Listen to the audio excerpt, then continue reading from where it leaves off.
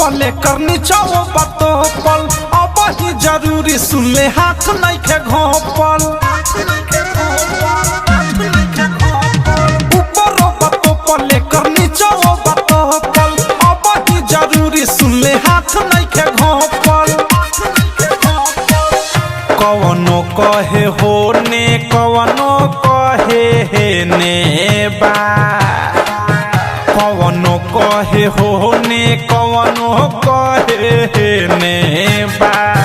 तो लोकेशन चालू कर ये कर ढोरी के नेबा तो लोकेशन चालू कर ये कर ढोरी के नेबा तो लोकेशन चालू कर ये कर ढोरी के नेबा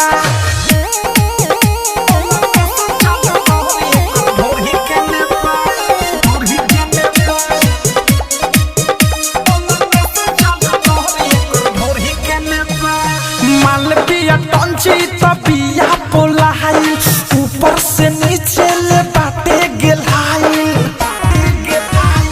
मालविया टंची तबिया पोलाई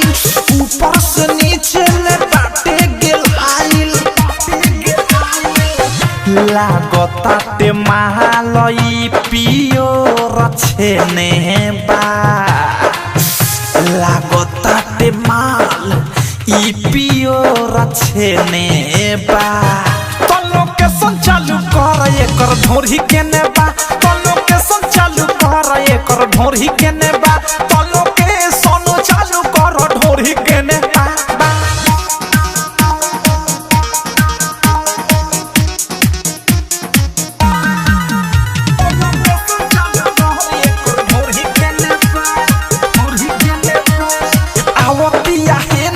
साध निशाना लहंगा में बाटे एकरा कुछ देखा जाना अवधि से राइटर थारू साध निशाना अनुराग मिसाइल बाटे कुछ देखा जाना